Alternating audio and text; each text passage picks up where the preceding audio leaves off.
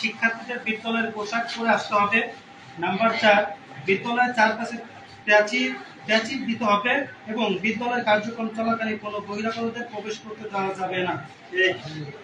Number 6, বিদ্যালয়ের সকল ছাত্রদের চুল ঠিক রাখতে হবে। নাম্বার 7, বিদ্যালয়ের টিফিনের সময় যেন কেউ না পালাতে পারে তার ব্যবস্থা করতে হবে। নাম্বার 8, বিদ্যালয়ের সকল মুসলিম ছাত্রীরা সাদা হিজাব পরে আসবে। নাম্বার 9, বিদ্যালয়ের ক্লাসরুম ওয়াশরুম সব পরিষ্কার রাখতে হবে। নাম্বার 10, লেখাপড়ার মান উন্নয়ন করতে হবে।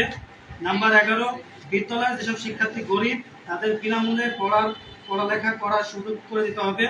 নাম্বার 12, বিদ্যালয়ে যেসব বিধিবিধান আছে তা সকল শিক্ষার্থী পরিপূর্ণরূপে পালন করতে হবে। এটা হলো শিক্ষার্থীদের পক্ষে যে দাবিগুলো আসছে। জি, নাম্বার কত আছে? 12টা পর্যন্ত দিই। হ্যাঁ, 12টা নাম্বার। একটা দুইটা শ্রেণী নাম্বারে তো আমরা সবই এখন প্রিন্ট করি। আমাদের এই নাম্বার।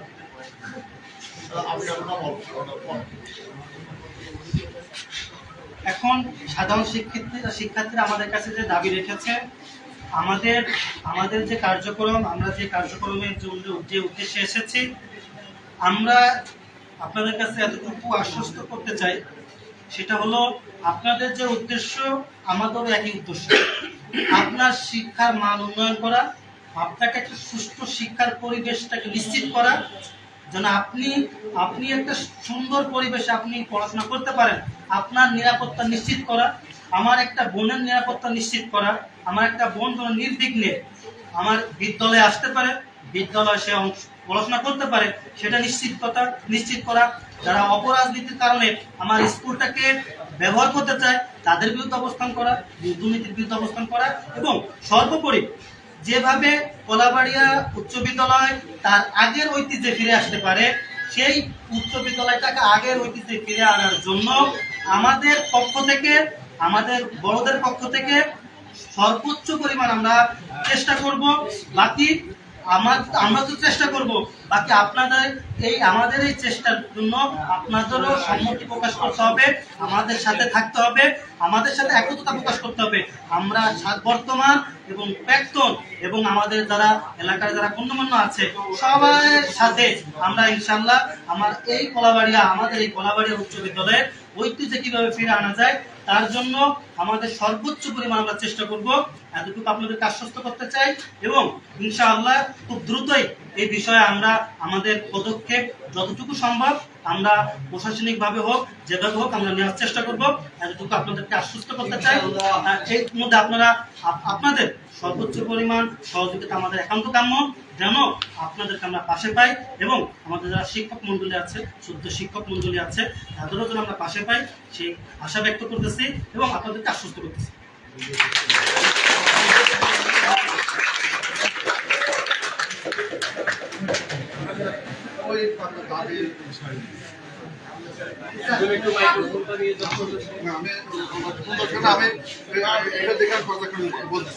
কারণ এর সাথে প্রত্যেকটা বিষয়ের সাথে আমি ওতপ্রোতভাবে জড়িত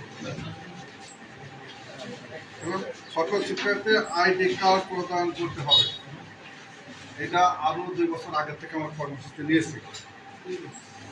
এক একটা আইডি কার্ড করতে 60 টাকা লাগে, কমপক্ষে 60 টাকা। আমরা ইতিমধ্যে বিভিন্ন প্রতিষ্ঠান থেকে আমাদের কাছে আসছে, অভিভাবক পর্যায়ে হোক বা অভিভাবক প্রতিনিধি হোক, তারা বলে যে আমরা টাকা দিতে পারবো না, স্কুলে টাকা দিতে পারবো 60 টাকা করে যদি হয় আমার 700 শিক্ষক কত করে পড়ে, এই টাকাটা স্কুল থেকে দেওয়া তো কঠিন। তারপরে এই প্রজেক্ট আমাদের হাতে আছে, আমরা ওটা আমরা দেবো।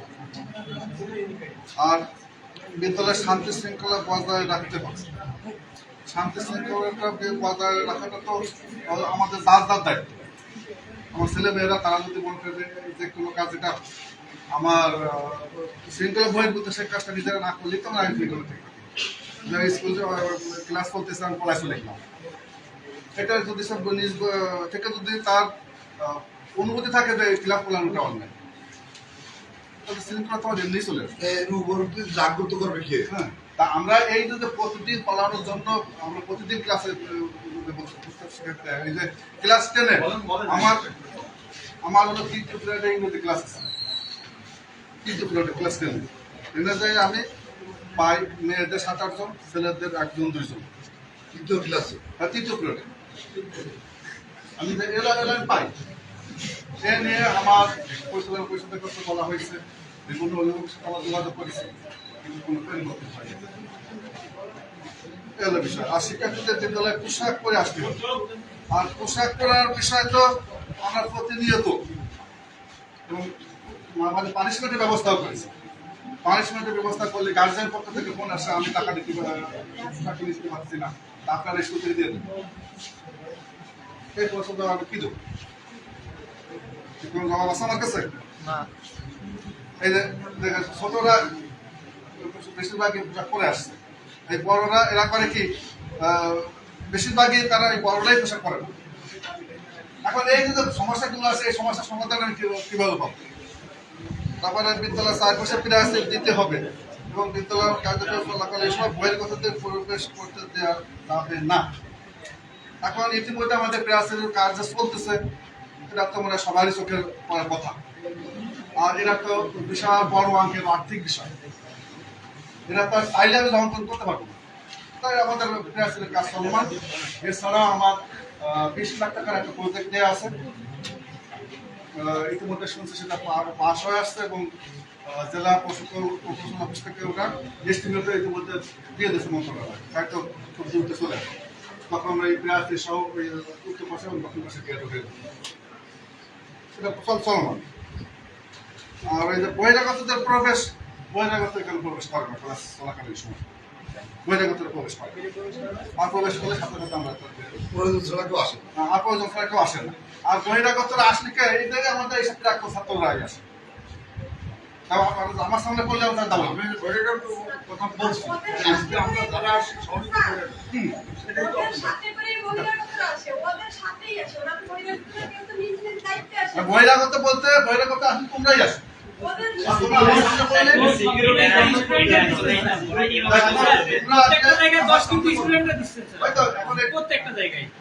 এখানে বলতেছেন যে তারা পরে আসে না, তাহলে এটা স্টুডেন্টরা ধরতেছে। আমি শাস্তি দেবো, শাস্তি দিলে তুমি তোমার বাপে আমার ছেলে টাকা দিতে আমাদের সময় একটু বেশি, এটা কেন হচ্ছে স্যার? আমার পয়সা দাও। আর এখন তো আপনি কথা বলেন, আমি শুনে নেব পরে উত্তর পরে স্যার আপনি কথা বলেন স্যার 100% বলতেছি থামো।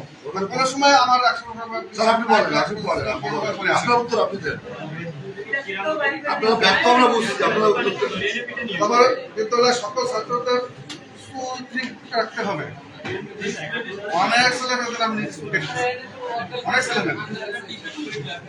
ছেলেমেয়েদের স্কুল কেটে দিচ্ছি আমি নিজে বড় দেখে এবং যারা আছে এদেরও অনেক কাটছি আমি, এদেরও। তা সেইটা করেও আমি বিভিন্ন ধরনের সমস্যার সম্মুখীন হয়েছি, এটা করিও না। তারপরে বিদ্যালয়ের টিফিনের সময় যেন কেউ না পালাতে পারে ব্যবস্থা নিতে হবে। বলি বলে এখন যখন দিতে পারবো আমি এমনি তারা ইচ্ছা করলে পাবে। বিদ্যালয়ের সকল মুসলিম ছাত্রীরা সাদা হিসাব করে আসবে, আমাদের বেশিরভাগ মেয়েরা হিসাব করে আসে, বেশিরভাগ। আর লেখাপড়ার মান উন্নয়ন করতে হবে। এখন মান উন্নয়ন বিষয়টা এটা তো আপেক্ষিক বিষয়। যেমন আমি আমার একটা ছাত্ররা যে সময় ছিল আর বর্তমান পর্যন্ত আমাদের এখানে অনেক 17, 18, 19, 16, 15 সালের ব্যাধ আছে। তা এই যে এবার আমার স্কুল থেকে রেজাল্ট খারাপ হয়েছে, তাও 2টা ক্লাস আছে, 94% পাস। গত বছর 5টা বোধহয় ক্লাস ছিল, কিন্তু মাস্টারদের হাত কম ছিল, তার আগে 8টা ক্লাস হয়েছে, ক্লাস তখন 89% পাস ছিল।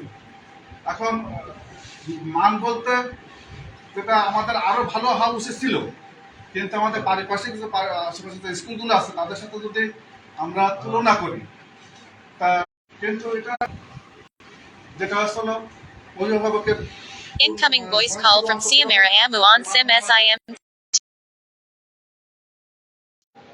এটা এই গ্রাম উন্নয়নের জন্য তিনটে পক্ষেই খুবই গুরুত্বপূর্ণ ভূমিকা পালন করে, আর এই তিনজনকে সহযোগিতা করে